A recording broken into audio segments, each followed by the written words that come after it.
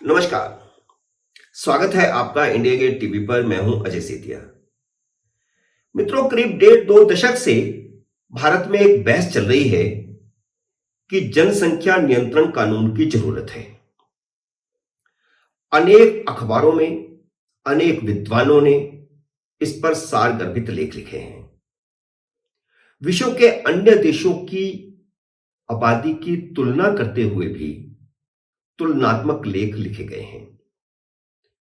अनेक रिसर्च स्कॉलरों ने इस पर पेपर लिखे हैं। टीवी चैनलों पर बहस हो रही है, अखबारों में लेख छप रहे हैं, सेमिनार हो रहे हैं, लेकिन सरकार के कान पर जूं तक नहीं रेंगी। तो मैं सरकार की जब बात कर रहा हूं तो मोदी सरकार की नहीं कर रहा। इससे पहले की मनमोहन सरकार पर भी कर रहा हूं, उससे पहले अटल बिहारी वाजपेयी की सरकार पर भी कर रहा हूं, और उससे पहले की सरकारों पर भी कर रहा हूं, क्योंकि ये जनसंख्या विस्फोट जो हुआ है, ये भारत की आने वाली पीढ़ियों के लिए एक खतरनाक संकेत है।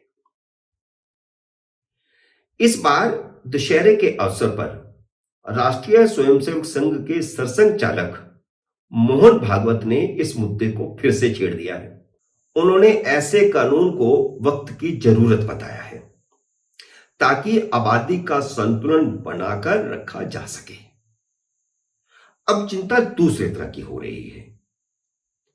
अब चिंता हो रही है कि मुस्लिम आबादी अनुपात में बढ़ रही है और हिंदू आबादी, क्योंकि अनेक उपाय करती है जनसंख्या नियंत्रण के, तो घट रही है।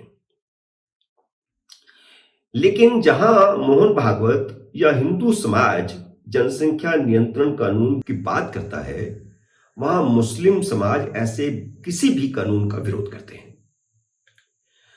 मुसलमानों का यह मानना है कि मुसलमानों को टारगेट करने के लिए ऐसे कानून बनाने की बात हो रही है। वैसे मुसलमान और हिंदू दोनों ही ईश्वर अल्लाह की देन मानते हैं बच्चों को। लेकिन मुसलमानों और हिंदुओं में अंतर सिर्फ इतना है कि हिंदू अब जागृत हुआ है और जो तरह तरह के उपाय हैं आबादी नियंत्रण के, उनका पालन करता है। लेकिन मुसलमान यह मानता है कि यह अल्लाह की देन है और इस अल्लाह की देन में किसी तरह की बाधा उत्पन्न करना या नियंत्रण करना अल्लाह की अवज्ञा है। आबादी में बढ़ते हिंदू मुस्लिम अनुपात में अंतर के कारण हिंदू चिंतित है कि अगर मुसलमानों की आबादी इसी रफ्तार से बढ़ती रही जैसे आजादी के बाद बढ़ी है, और हिंदुओं की आबादी इसी रफ्तार से घटती रही जैसी पिछले 2-3 दशकों से घटी है, तो 40-50 साल बाद हिंदू अल्पमत में आ जाएंगे।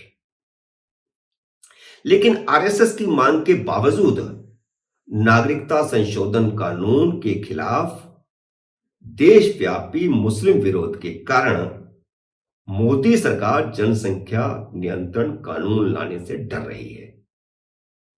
अलबत्ता ऐसे कोई संकेत नहीं है कि मोदी सरकार इस पर विचार कर रही है।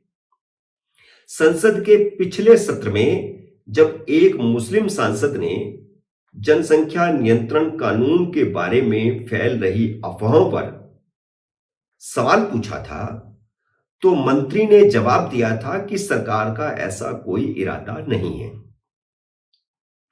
ना ही इस पर विचार हो रहा है। इसी बीच हेल्थ मिनिस्ट्री के सर्वे में कहा गया है कि भारत में प्रजनन दर TFR घट गई है। पहले प्रति महिला बच्चा प्रजनन की दर 2.2 थी, जो अब घटकर 2 हो गई है। देश में केवल 5 राज्य हैं जो 2.1 के प्रजनन क्षमता के रिप्लेसमेंट लेवल से ऊपर हैं, यानी पूरे देश में 2 हो गई है। लेकिन 5 राज्य ऐसे हैं जिनमें आबादी ज्यादा हो रही है, मतलब बच्चे ज्यादा पैदा हो रहे हैं। 2.1 से ज्यादा है प्रजनन क्षमता। इनमें बिहार अव्वल है, सबसे ज्यादा अव्वल बिहार है। उसकी प्रजनन दर है 2.98 यानी 3 के आसपास। मेघालय में 2.91 करीब करीब उतने ही। उत्तर प्रदेश में कुछ नियंत्रण हुआ है।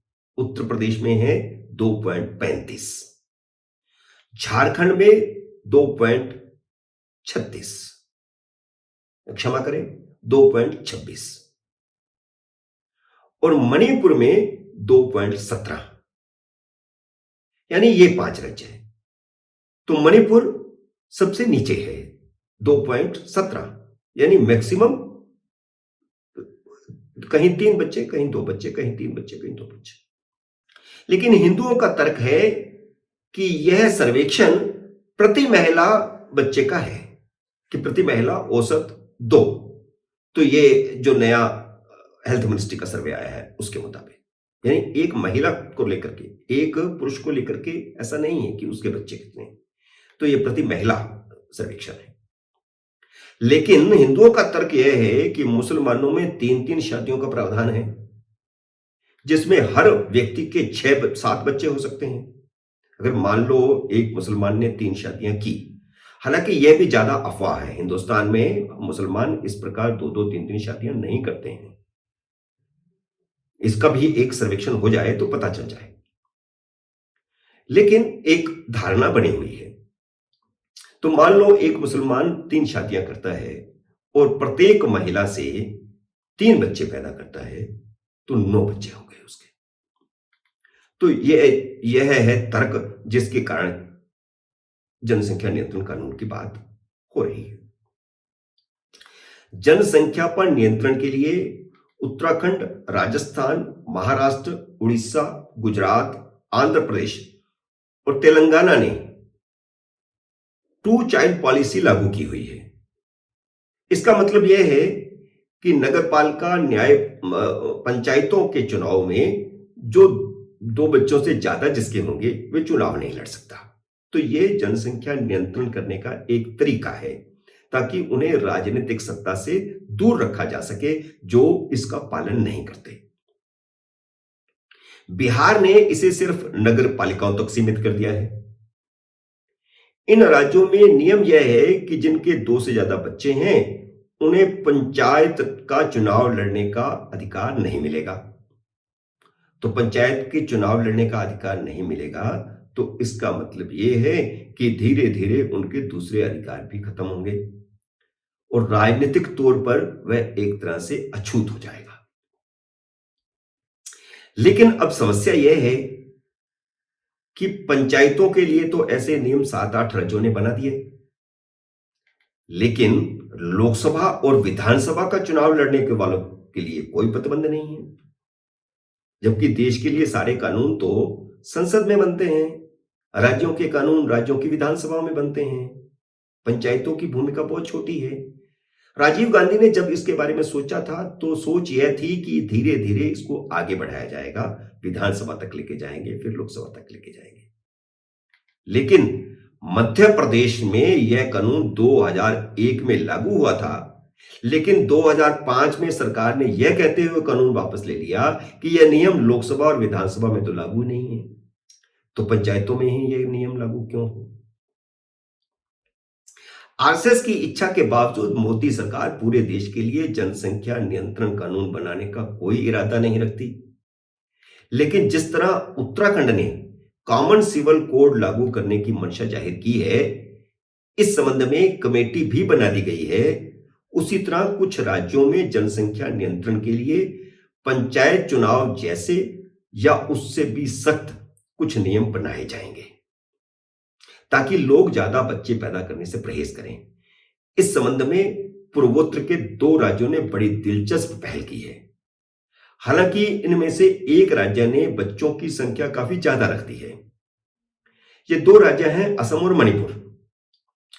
असम सरकार ने 2021 में एक आदेश जारी किया था जिसमें कहा गया था कि प्रदेश में 1 जनवरी 2021 को या उसके बाद 2 से ज्यादा बच्चों वाले किसी भी व्यक्ति को सरकारी नौकरियों का लाभ नहीं दिया जाएगा और अन्य सुविधाएं भी नहीं दी जाएंगी। लेकिन मणिपुर ने बच्चों की लिमिट 4 रख दी है। 4 से ज्यादा बच्चों वाले परिवारों को सरकारी योजनाओं के सभी लाभों से वंचित कर दिया गया है। मित्रों, उम्मीद है मेरा यह विश्लेषण आपको पसंद आया होगा। इसे लाइक करें, शेयर करें और अगर आपने मेरे YouTube चैनल को सब्सक्राइब नहीं किया तो कृपया सब्सक्राइब भी करें और घंटी का बटन भी दबाएं ताकि जैसे ही मेरा नया वीडियो आए आपको सूचना आए। मेरे नए वीडियो का करिए इंतजार। तब तक नमस्कार।